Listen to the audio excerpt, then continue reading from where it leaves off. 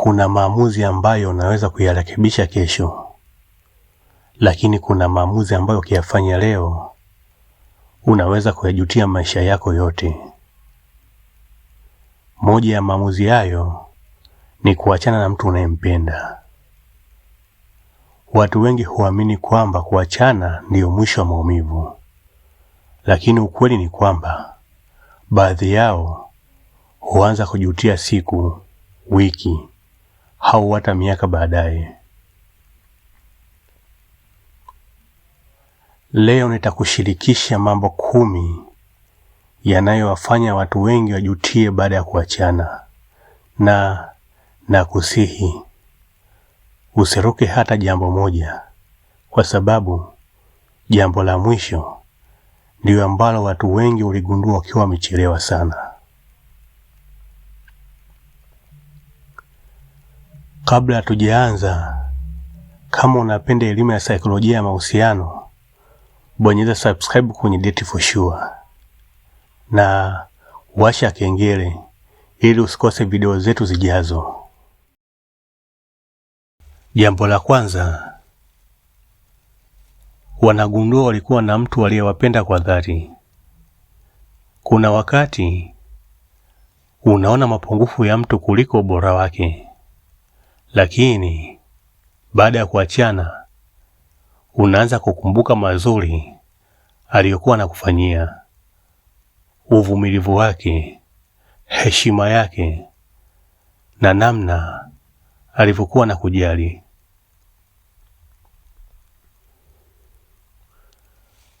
Wakati mwingine tunatambua thamani ya mtu baada ya kumpoteza. Usisubiri kumpoteza mtu mzuri ndipo uanze kuona thamani yake. Lakini jambo la pili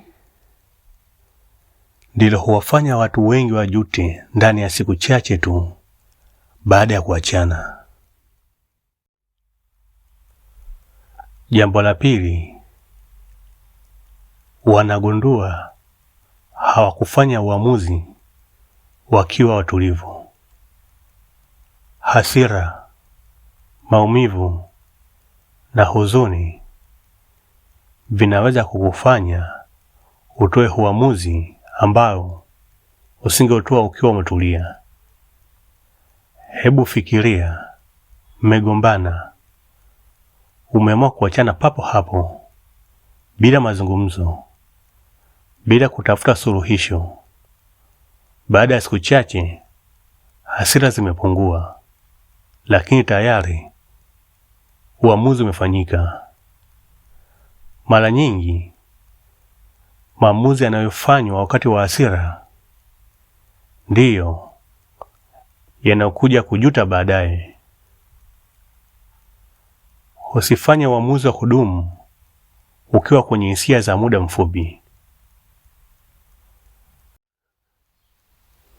Jambo la tatu, walidhani watapata mtu bora kwa haraka. Baadhi ya watu huachana kwa kuamini nitapata mtu bora zaidi, lakini baada ya muda wanagundua kupata mtu anayekupenda kwa dhati si jambo rahisi. Hakuna mtu mkamilifu. Kila mahusiano yanahitaji uvumilivu, mawasiliano na kujifunza kukua pamoja. Usibadilishe mtu mzuri kwa matumaini ya mtu mkamilifu ambaye huenda asipatikane. Lakini jambo la 4, huwasumbua watu kwa miaka mingi kwa sababu waliruhusu watu wengine waamue maisha yao. Jambo la 4, walisikiliza watu wengi kuliko mioyo yao. Marafiki wanaweza kukushauri, ndugu wanaweza kukushauri, lakini ni wewe ndiye unayeishi ndani ya mahusiano hayo. Kuna watu walimwacha wenza wao kwa sababu waliambiwa unaweza kupata bora zaidi au hafai kabisa, lakini baadaye waligundua walikuwa wamefanya uamuzi wa maisha yao kwa kutumia mawazo ya watu wengine. Sikiliza ushauri, lakini usikabidhi maisha yako mikononi mwa watu wengine. Na sasa tunaingia kwenye jambo ambalo huwafanya watu wengi washinde kusamehe nafsi zao. Usiondoke. Jambo la 5, waligundua matatizo yaliyowatenganisha yangeweza kutatuliwa. Hakuna mahusiano yasiyo na changamoto, lakini kuna tofauti kubwa kati ya tatizo na mtu. Hebu fikiria, mlikuwa na migogoro ya mawasiliano au kutokuaminiana au kushindwa kuelewana. Badala ya kutafuta suluhisho, mkaamua kuachana. Baada ya muda, unaanza kugundua kama mngekaa chini mkazungumza kwa utulivu, huenda mahusiano yasingeisha.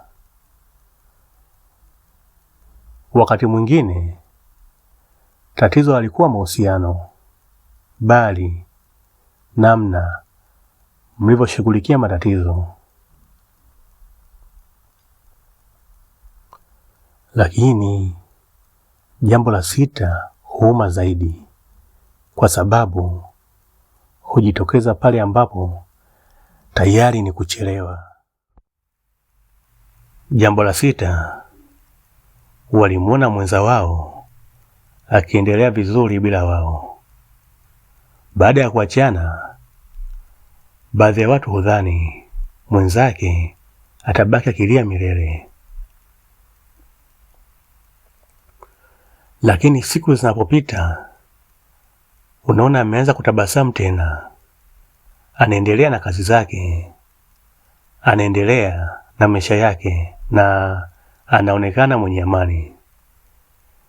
Ndipo baadhi ya watu huanza kujiuliza, je, nilifanya uamuzi sahihi? Kumbuka, maisha hayaendi nyuma na kila mtu ana haki ya kuendelea mbele. Usidhani mtu atakusubiri milele baada ya kuondoka. Na sasa tunaingia kwenye jambo ambalo watu wengi huligundua wakiwa wapweke kabisa. Jambo la 7, walikosa amani ya kihisia waliokuwa nayo zamani.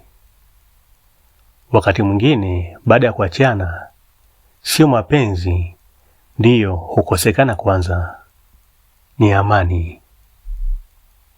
Unaanza kukumbuka mazungumzo yenu, vicheko vyenu, namna alivyokuwa na kusikiliza, na hata uwepo wake.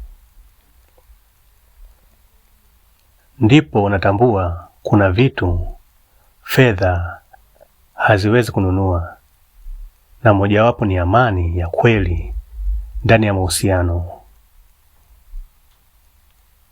Ukipata mtu anayekupa amani ya moyo, usikimbilie kumpoteza kwa sababu ya hasira za muda. Tumebakiza mambo 3 tu, na la mwisho linaweza kukubadilisha kabisa namna unavyoangalia maamuzi ya kuachana. Jambo la 8, waligundua hawakupata walichokuwa wanakitafuta. Baadhi ya watu huachana wakiamini maisha yatakuwa bora zaidi. Lakini baada ya muda wanagundua kile walichokuwa wanakitafuta hakikuwa bora kuliko walichokuwa nacho. Mara nyingine tunathamini vitu vya mbali na kudharau vilivyo karibu mpaka vinapopotea.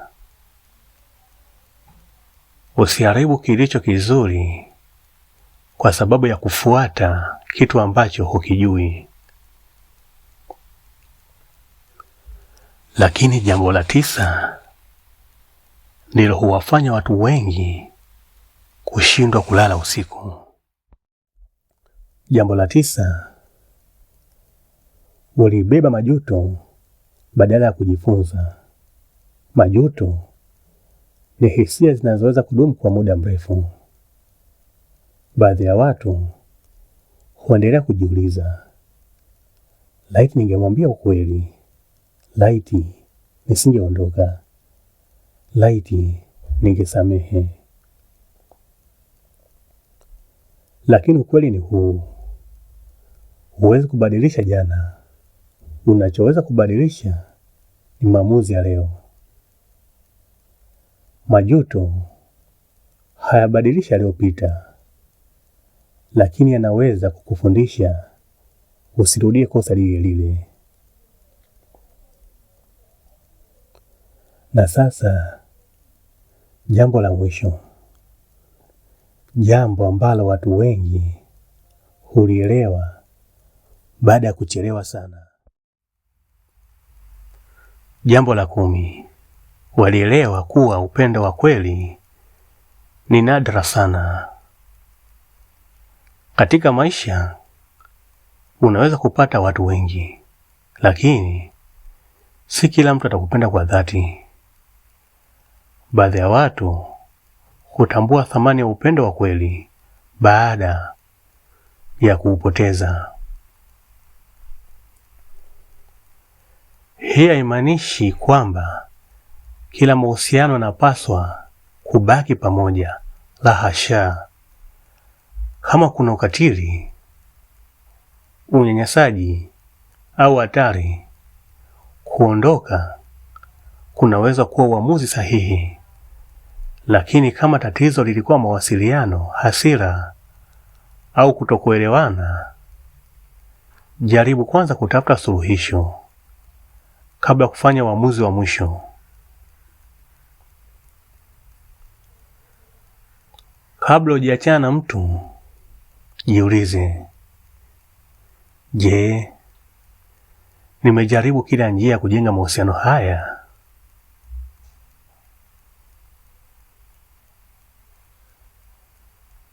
Kama umefika mpaka hapa, asante kwa kutazama. Sasa nataka kukuuliza swali moja. Ni jambo lipi kati ya haya 10 unaliona ndilo huwafanya watu wengi wajute baada ya kuachana? Andika kwenye comments na utuambie kwa nini. Kama video hii imekusaidia, bonyeza like, subscribe kwenye Dating4Sure na washa kengele, kwa sababu kila wiki tunakuletea elimu ya saikolojia ya mahusiano, uchumba na ndoa. Asante kwa kutazama. Tutaonana tena kwenye video inayofuata, Mungu akipenda. Nawapenda sana. Subscribe Dating4Sure.